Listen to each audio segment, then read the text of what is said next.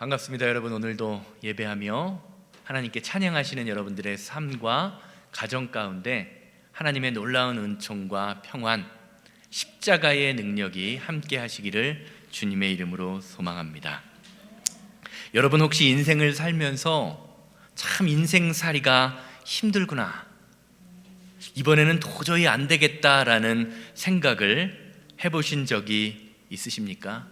인생 살다 보면 우리의 마음속에 그런 때가 한 번은 들을지 몰라요. 아니, 혹시 지금 이 시간에도요, 나에게 닥친 상황이 너무 힘들고 어렵고 외로워서 세상을 살아갈 힘이나 어려움이 없는 분이 이 자리에, 그리고 우리 주변에 있을지도 모릅니다. 사회학자들의 연구를 보면요, 일반적으로 사람의 마음이 약해지는 경우, 사람의 마음이 약해지는 이유에 관하여 다음과 같이 7가지를 제시합니다. 스크린 한번 봐주세요. 첫 번째는 건강을 잃을 때, 건강을 잃게 되면 우리의 마음이 약해진다는 것이죠. 둘째는 내 앞에 힘들고 어려운, 내가 해결할 수 없는 상황을 만날 때 마음이 약해진다라고 합니다. 세 번째, 사람들에게, 특히 사랑하는 사람, 내 주변 사람들에게 인정받지 못할 때 또 우리의 마음이 약해진다고 합니다. 넷째, 원수, 싫은 사람과 대적해야 할 때, 만나기 싫은 사람을 상대할 때 두려운 마음이 생기고 약해질 수 있다고 합니다. 다섯 번째, 그렇게 마음이 힘들고 두렵고 약해진 사람들 틈에 있다 보면 나도 모르게 그 약해지는 마음이 전염되어서 우리의 마음이 약해질 수 있다고 합니다.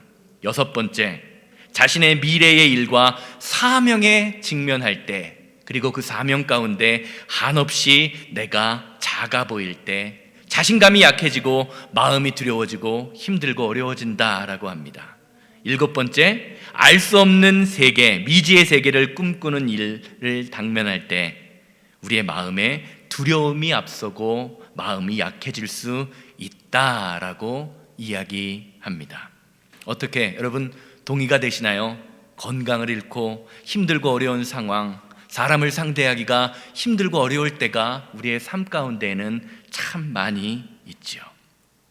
사실 저와 여러분들이 인생을 살다 보면요, 아무리 믿음이 좋아 보이는 사람일지라도, 아니 실제로 믿음이 좋을지라도 마음이 무너지기도 하고 삶이 무너지기도 하는 때를 경험하게 됩니다. 그게 인생입니다. 갈멜산의 엘리야를 한번 보시기 바랍니다. 위대한 선지자였던 그는요, 바알과 아세라 선지자 850대 1로 영적 전투를 하고 그들과 영적 전투를 해서 싸워 승리하는 결과를 거두었지만 그 승리 이후에 바로 닥치게 되는 아합 왕의 부인 이세벨의 위협 앞에 마음이 무너지고 신앙이 무너져 버립니다. 하나님 앞에 나를 죽여주십시오, 차라리 내가 사는 것보다 죽는 것이 더 낫습니다 라고 이야기하면서 자신을 죽여달라고 간청합니다. 엘리야의 마음이 무너지는 것은요, 그가 믿음이 없거나 하나님의 능력을 경험하지 못했기 때문에 그런 마음이 무너진 것이 아닙니다.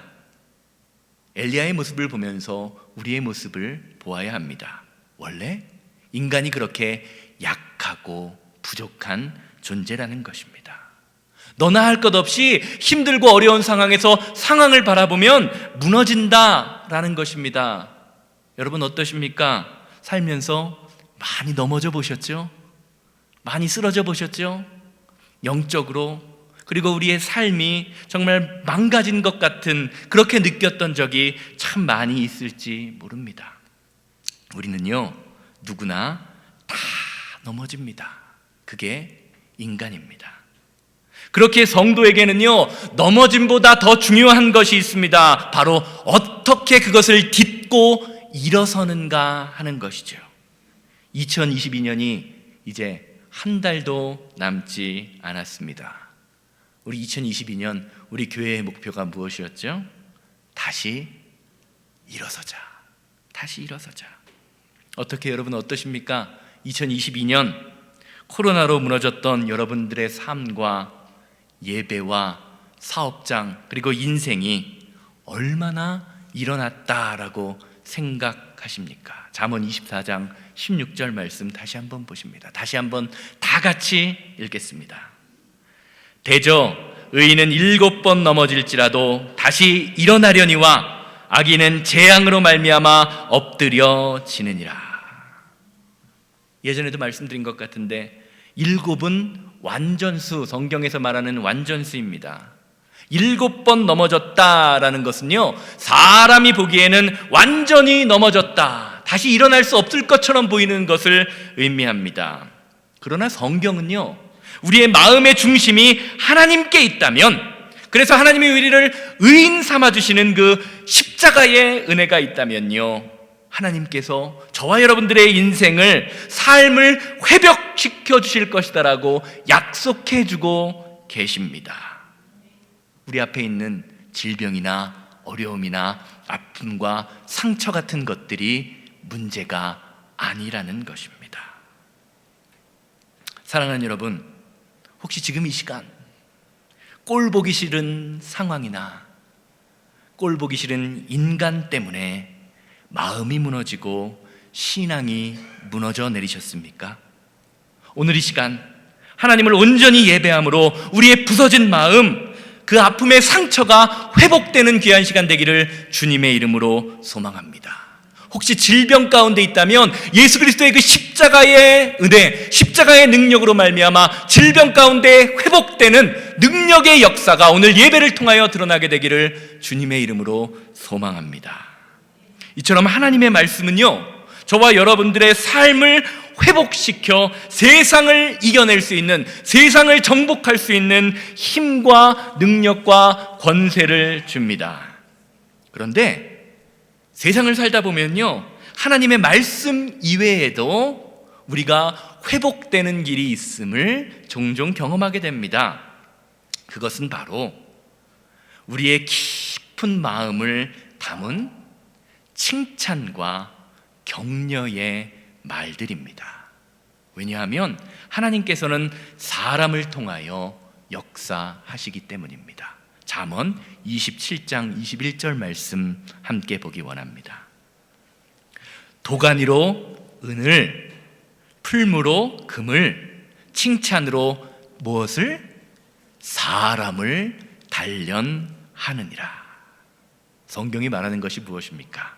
진심을 담아 상대방을 칭찬하고 격려하는 것은요, 좌절되고 낙심된 마음을 회복시킨다, 사람의 마음을 단련한다라고 증거합니다. 그리고 열심을 내고 있는 사람들에게 칭찬은 어떻게 작용합니까? 아, 내가 더 열심히 해야겠구나, 하나님이 나를 사랑하시는구나, 사람들이 나를 알아주는구나 라는 것을 알게 하는 그런 마음을 품게 한다라는 것이지요. 사랑하는 여러분, 여러분의 삶이 힘들고 어려운 일에 닥쳤을 때 어떤 말을 듣고 싶으세요? 거봐라, 내가 그럴 줄 알았다, 아주 쌤통이다, 네가 잘못해서 그런 거야, 좀 잘하지 그랬어 라는 판단을 듣고 싶으십니까? 아니면 힘내, 잘할 수 있어, 다시 한번 해봐, 그래도 잘한 것이 있잖아, 내가 함께 기도해 줄게, 우리 기도해 보지 않을래? 라는 칭찬과 격려의 말씀입니까? 뭐 말 안 해도 다 잘 아실 거예요. 우리는 칭찬과 격려를 듣기를 좋아합니다. 그렇다면 한번 나 자신을 돌아보아야 합니다. 과연 나는 칭찬의 사람인가, 아니면 판단의 사람인가? 일반적으로요, 한국 사람들은 칭찬이나 격려에 아주 매우 인색한 편입니다. 자식을 키울 때도 그렇죠. 속사랑으로 키워야지 겉사랑으로 키우면 어떻게 된다? 자식이 버릇없어진다라고 생각하는 경향이 있습니다. 그래서 나이가 지긋하신 어른들 앞에서 어린아이, 자기 자식을 칭찬하는 것이 예의가 아니다라는 마음이 우리 한국 사람들 마음, 정서 속에 자리 잡고 있습니다. 그리고 그런 민족성이요, 교회 안에도 때때로 존재하는 것 같아요. 그래서 신앙생활을 하면서 칭찬하거나 칭찬받는 것을 죄악시 여기는 경향이 있습니다. 그러면서 이런 말씀을 슬쩍 들이대죠. 예수님의 말씀을 들이댑니다. 마태복음 6장 1절. 사람에게 보이려고 그들 앞에서 의를 행하지 않도록 주의하라. 그리하지 아니하면 하늘에 계신 너희 아버지께 상을 받지 못하리라. 예수님의 이 말씀을 가만히 생각해 보세요. 예수님의 이 말씀은요, 성도들 사이에 칭찬을 주고받는 것이 나쁘다라는 것을 말하는 것이 아닙니다. 사람에게 칭찬을 받으려고, 사람에게 보이려고 의를 행하는 그 마음, 인간의 죄성이 나쁘다라는 말입니다.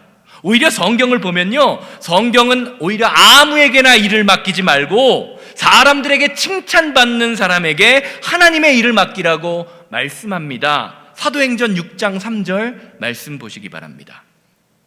형제들아, 너희 가운데에서 성령과 지혜가 충만하여 칭찬받는 사람 7을 택하라. 우리가 이 일을 그들에게 맡길 것이다. 하나님의 일을 하는데 7 집사를 세우는데 어떤 사람을 뽑으라고요? 비난받는 사람을 뽑으라고 합니까? 아니요, 칭찬받는 사람을 뽑으라고 이야기합니다. 사랑하는 여러분, 성도는 칭찬받는 사람입니다. 무슨 말이냐면요, 좋은 성도, 교회에서 좋은 집사, 권사, 장로라면요, 가정에서도 좋은 부모, 좋은 남편이 되어야 한다는 말입니다. 사업장에서도 좋은 사장과 좋은 직원이 되어야 한다는 것입니다. 칭찬받아야 한다는 것입니다. 그것이 하나님이 저와 여러분들에게 원하시는 삶입니다. 성도는 고난받는 사람이다라는 마음이 우리 가운데 있는데요, 성도의 고난과 핍박은요, 교회 외부에서 오는 것이지 교회 내부에서 오는 것이 아닙니다. 교회 내부에서는요, 서로 칭찬하고 격려해야 합니다. 그것이 하나님이 원하는 교회의 모습입니다. 그렇기에 교회와 성도와의 관계에서, 또 성도와 성도와의 사이에 칭찬과 격려가 온전히 이루어지지 못하면요, 하나님과의 관계가 깨어지기도 하고요, 사람과의 관계가 깨어지기도 합니다. 오늘 본문 말씀이 그것을 보여주고 있습니다.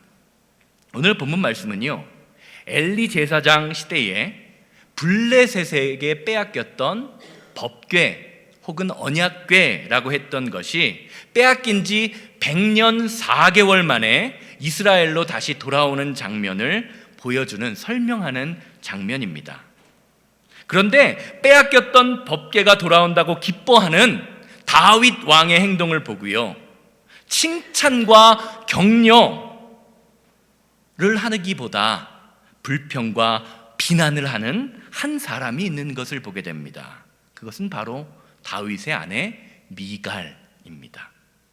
이 말씀을 이해하기 위해서요, 본문의 배경을 잠시 살펴보아야 합니다. 사무엘서 4장을 보면요, 이스라엘 백성들이요, 블레셋과의 전쟁을 하는데 계속해서 전쟁에서 패배합니다. 그러자 이스라엘 백성들이요, 어떻게 하면 블레셋을 이길 수 있을까라는 생각을 하다가 자신들이 아이디어를 하나 냅니다.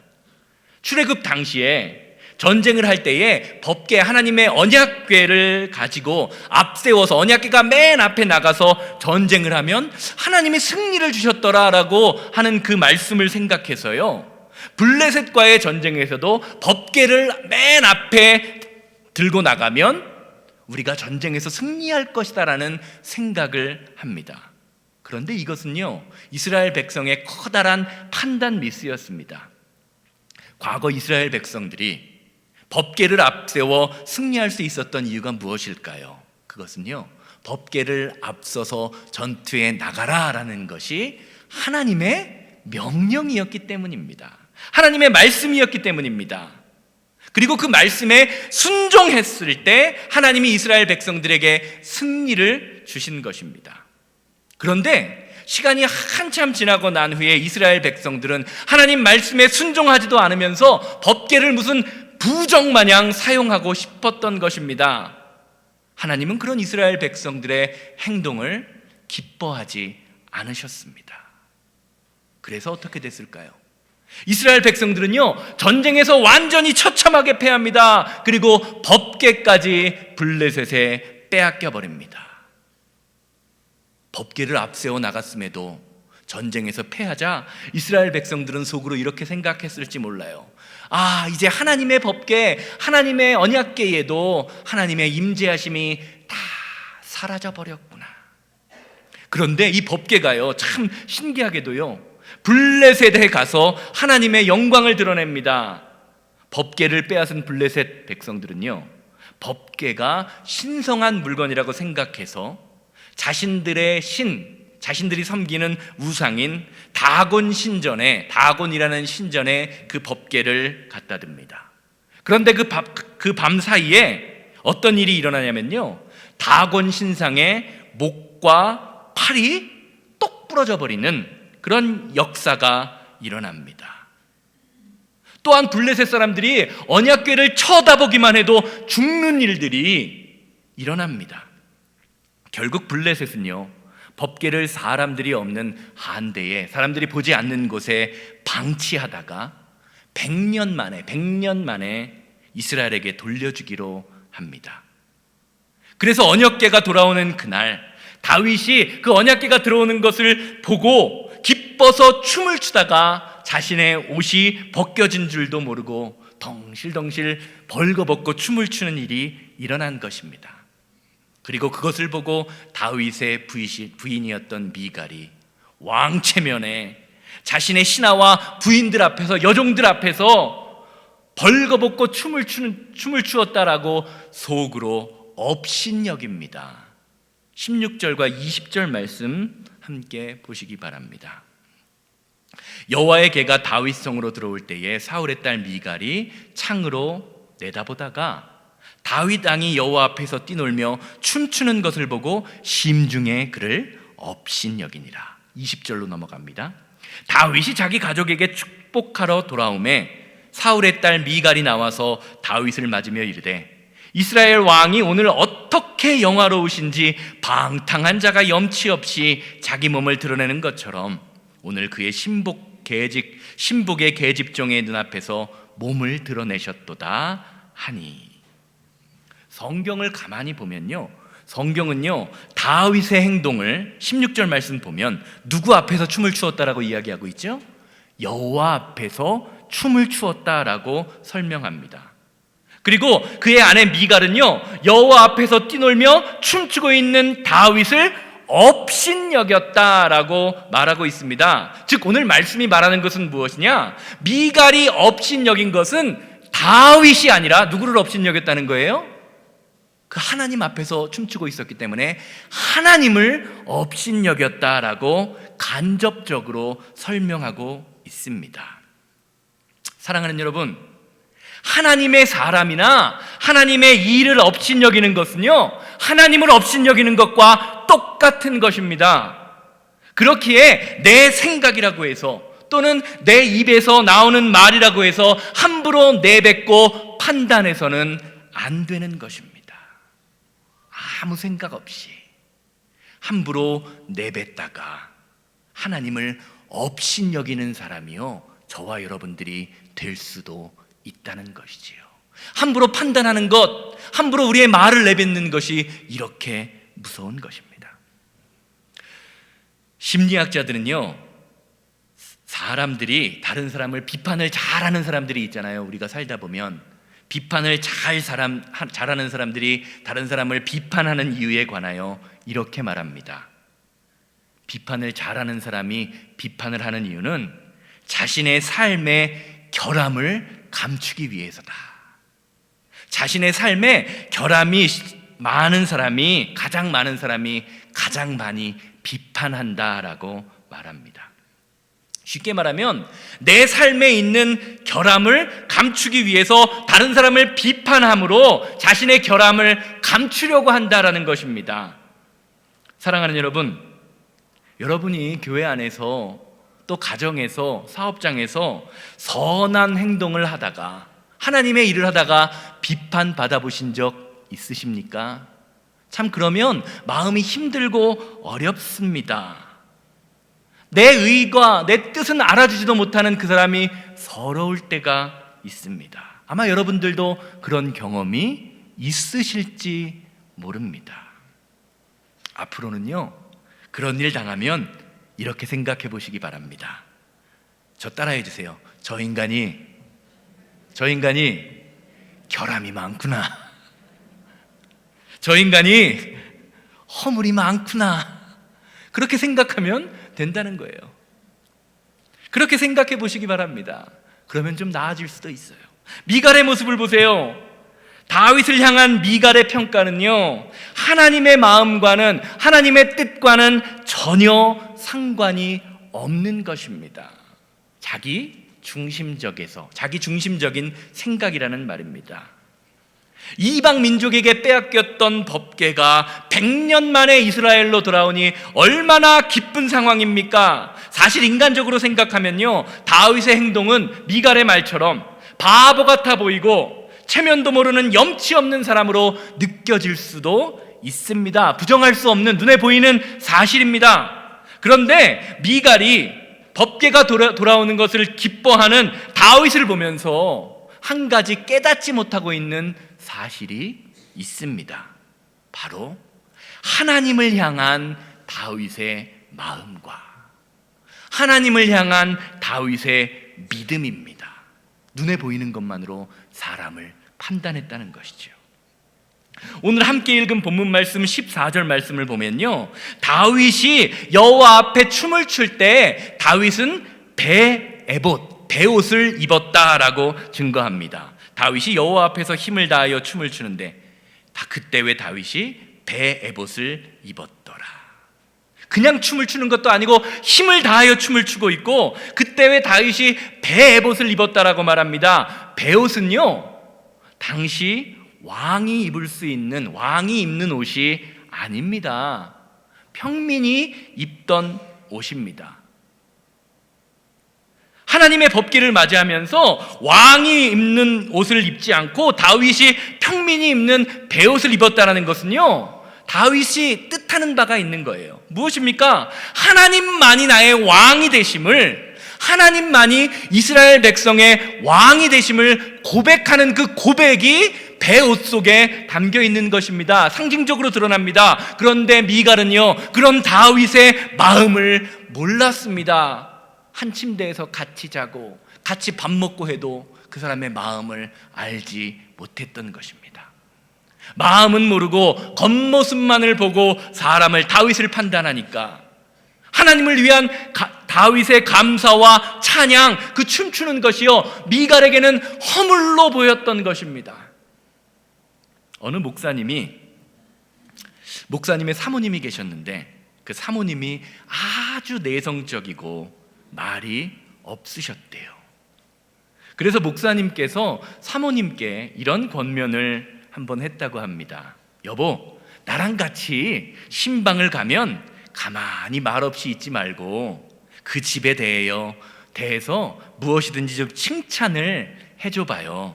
그러면 성도님들과 좀 대화하기가 쉬울 거예요 라고 그렇게 말을 권면했습니다. 사모님은 목사님의 이 권면을 받고 신방을 갈 때마다 자신의 눈에 띄는 것, 눈에 보이는 것, 좋아 보이는 것에 관하여 칭찬을 합니다. 그러니까 정말로 목사님 말처럼 성도님들과 대화하기가 한결 수월해졌습니다. 그러다가 어느 한 집에 갔는데 그 집이 정말 너무 가난해서 사모님이 특별히 칭찬할 것을 찾지 못했다고 합니다. 그렇게 칭찬할 것이 있나 여기저기 살펴보던 중 그 집에서 가장 눈에 띄는 것이 하나가 있는데 바로 예쁘게 손으로 수놓은 책상보가 하나 있더래요. 그래서 사모님은요, 그 책상보를 보면서 이 술을 누가 놓은 것이냐, 참 예쁘다라고 칭찬을 했습니다. 그렇게 신방을 마치고 저녁이 되었는데 목사님 집 앞에 작은 선물이 하나 놓여 있더래요. 무엇일까요? 그 책상보가 목사님 집 앞에 좋은 예쁜 상자 안에 놓여 있었다라고 합니다. 그 가난한 낮에 방문했던 그 가정에서 사모님이 칭찬했던 그 책상볼을요 예쁘게 포장해서 집 앞에 가져다 놓아 선물로 드린 것입니다. 작은 것이라도 나누고자 하는 그 마음을 보면서 사모님과 목사님이 마음이 뜨거워졌습니다.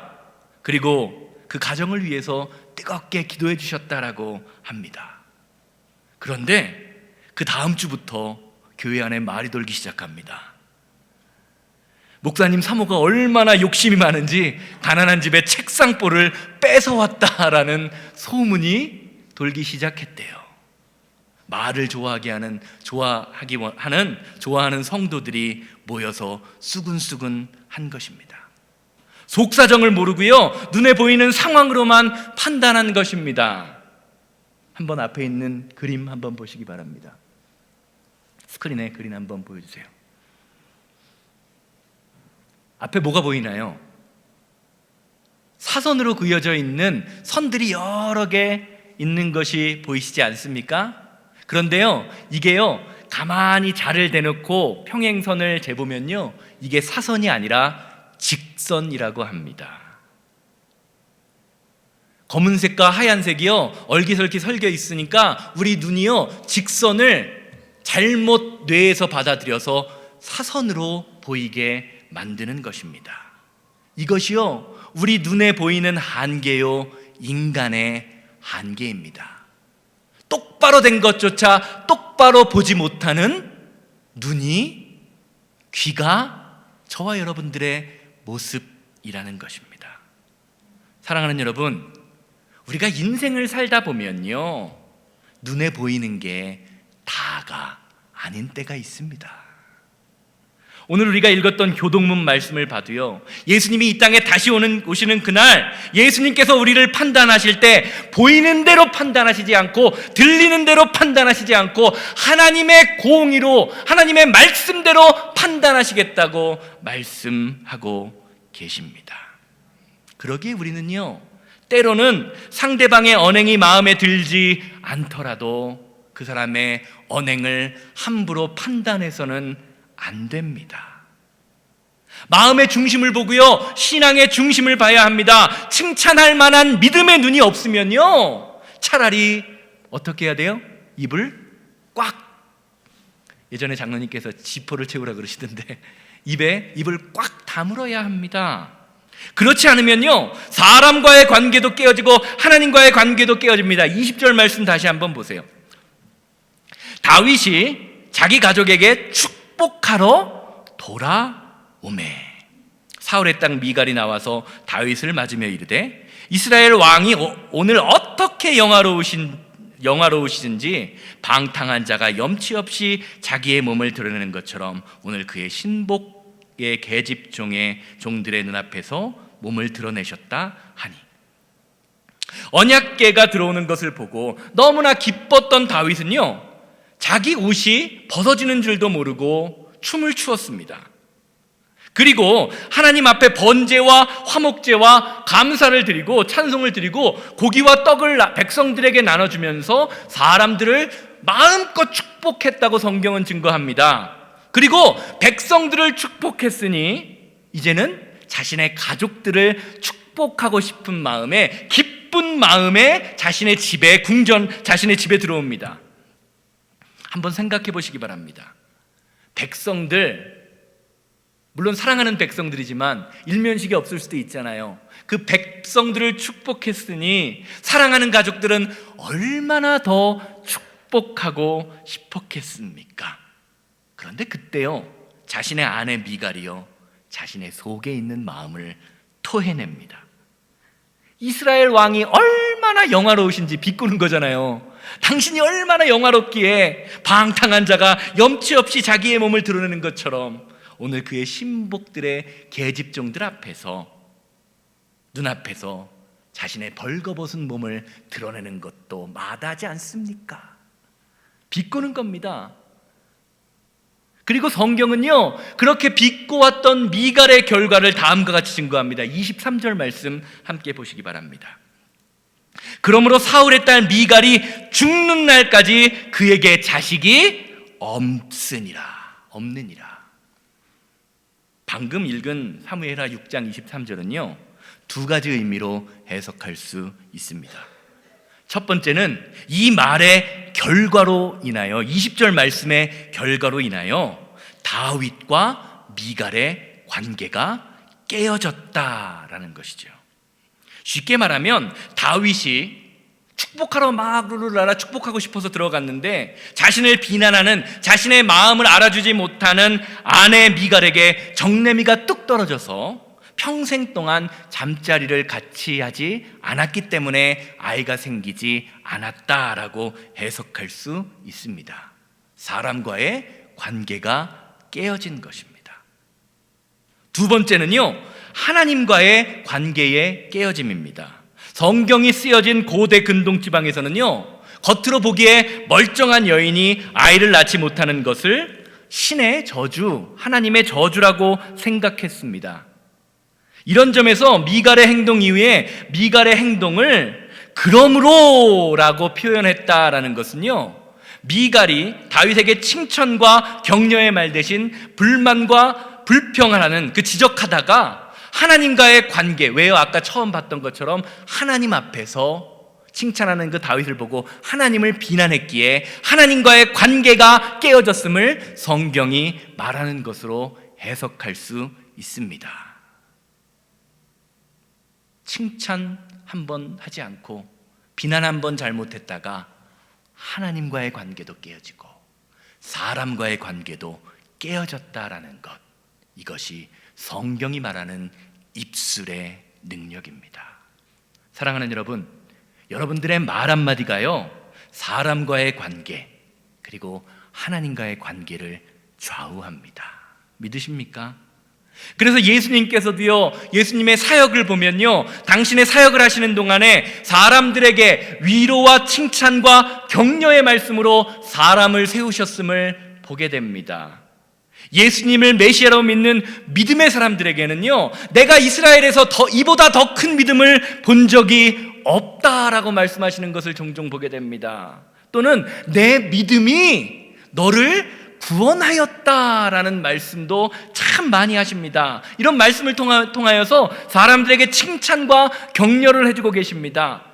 그리고 죄를 짓고 현장에서 잡힘으로 죽을 준비를 할 수밖에 없는 여인, 그러한 그 여인에게는 뭐라고 말씀하십니까? 나도 너를 정죄하지 아니하노니 가서 다시는 죄를 짓지 말아라. 격려의 말씀을 통해서요, 죽을 수밖에 없는 여인에게 세상을 살아갈 힘과 능력을 주셨던 것입니다. 사랑하는 여러분, 여러분의 말 한마디, 행동 하나하나가요, 차갑게 얼었던 상대방의 마음을 녹입니다. 반대로 우리의 말 한마디는요, 따뜻하고 행복했던 상대방의 마음을요, 차가운 얼음장으로 만드는 그런 힘과 능력이 있습니다. 미갈의 모습을 보세요. 미갈은 가만히 있었으면 어떻게 됐을까요? 다윗에게 축복을 듬뿍 받았을 텐데, 그 이비방정이라고 말 한마디 잘못함으로 하나님과의 관계도 깨어지고 남편 다윗과의 관계가 깨어지는 역사가 일어났다고 성경은 말합니다. 사랑하는 여러분, 여러분은 입술의 힘과 입술의 권세를 믿으십니까? 그렇다면 여러분은 어떤 말로 내 주변 이웃과 형제를 상대하고 계십니까? 여러분이 생각하기에, 여러분이 보시기에 우리 교회는 칭찬과 격려가 넘치는 교회입니까? 아니면 비난과 정죄가 넘치는 교회의 모습을 가지고 있나요? 어떻다고 생각하십니까? 그럼 앞으로 우리 교회는요, 여러분들은 우리 교회를 어떤 교회로 만들고 싶으십니까? 결론적으로 말씀드리겠습니다. 파라클레토스, 성경 헬라어를 보면요, 파라클레토스, 파라클레우라는 단어가 있습니다. 발음이 비슷하죠? 먼저 읽은 파라클레토스는 헬라어로 성령님이라는 단어입니다. 성령이라는 단어입니다. 두 번째로 읽은 파라클레우라는 단어는요, 그 의미는 격려하다, 위로하다, 칭찬하다라는 의미를 가지고 있습니다. 이 말이 말하는 것이 무엇입니까? 우리를 향한 성령님의 사역이요, 격려하고 위로하고 칭찬하는 것이라는 말입니다. 그러므로 성령 안에 거하는 저와 여러분들도요, 우리 주변에 있는 이웃, 형제, 자매를 위하여 위로와 칭찬과 격려를 함으로 하나님의 사랑을 이 세상에 드러내야 할 사명이 있습니다. 사랑하는 새생명 가족 여러분, 2022년 한 해 힘들고 어려운 가운데, 참 인플레이션으로 물가도 많이 오르고 힘들고 어려운 상황 가운데에서 참으로 수고 많이 하셨습니다. 오늘 예배를 마치고요, 만나는 모든 가족들에게, EM을 만나면 EM 선생님들에게, 아이들에게, 또 우리 주변 성도님들에게 이렇게 말씀해 보시기 바랍니다. 한 해 동안 정말로 수고 많이 하셨습니다. 감사합니다. 칭찬하고 격려하는 우리 성도님들 되시기를 주님의 이름으로 소망합니다. 아니, 지금 한번 해볼까요? 옆 사람 보고 한번 말씀해 보시기 바랍니다. 감사합니다. 수고 많으셨습니다. 우리 장로님 보고 한번 말씀해 보겠습니다. 다 같이 장로님 보고요. 장로님 수고하셨습니다. 장로님 감사합니다. 저한테도 좀 해주세요. 감사합니다. 왜 이렇게 우리가 서로 칭찬하고 격려하자고 할까요? 내년에 더 열심히 해주십시오, 내년에 더 잘해주십시오라는 그런 교회로 세우기 위하여 우리가 칭찬하고 격려하라는 말입니다. 못한 것을 칭찬하는 것이 아닙니다. 잘하는 것을 칭찬하라는 말입니다. 성경을 보면요, 못하는 것, 부족한 것, 믿음대로 살지 못하는 것은 권계하라 라고 말합니다. 잘못한 것을 잘못했다고 말하는 것도 필요하다라는 것입니다. 우리 교회가요, 겉으로 보기에는, 세상 사람들이 보기에는요, 작고 연약해 보일지 모릅니다. 큰 교회에 비하면요, 너무 작고 연약하고 재정도 부족합니다. 아마 내년에도요, 일할 사람이 부족하고 재정이 부족해서 세상 사람들이 보기에 큰 사업을 할 수 없을지도 모릅니다. 이것이 세상이 바라보는 저와 여러분들의 모습입니다. 그러나 우리는 이처럼 세상이 말하는 큰 일은 할 수 없을지 몰라도 영혼을 빛나게 하는 일은 할 수 있습니다. 바로 칭찬과 격려입니다. 칭찬과 격려를 통하여 사람을 단련시킬 수 있다는 말입니다. 감사합니다, 수고하셨습니다 라는 말은요, 그 말 한마디로 우리 교회가 달라지고 성도님의 삶이 달라질 수 있게 만듭니다. 이것은 돈 없이 누구나 할 수 있는 사역입니다. 재능이 없어도, 배움이 없어도 누구나 할 수 있는 거룩한 사역이라는 말입니다. 이 사역을 우리 교회 가운데에서 우리 성도님들이 해나간다면요, 우리가 감당한다면 우리의 삶이, 영혼이 저와 여러분들의 말 한마디를 통해서 회복되고 연단시키는 성도님들, 회복시키고 연단되는 교회가 될 수 있다고 성경은 말하고 있습니다. 2022년을 마무리하는 이 시간, 혹시 우리의 삶에 관계의 깨어짐이 있다면, 어렵고 힘든 사람들이 우리 주변에 있다면, 칭찬과 격려를 통하여 깨어진 관계가 회복되고 아픈 마음을 보듬어주는 성령의 역사, 성령의 사역으로 올 한 해를 마무리하게 되기를 주님의 이름으로 소망합니다. 이것이 2022년 12월을 마무리하면서 하나님이 우리에게 주시는 하나님의 말씀입니다. 다 같이 기도하시겠습니다.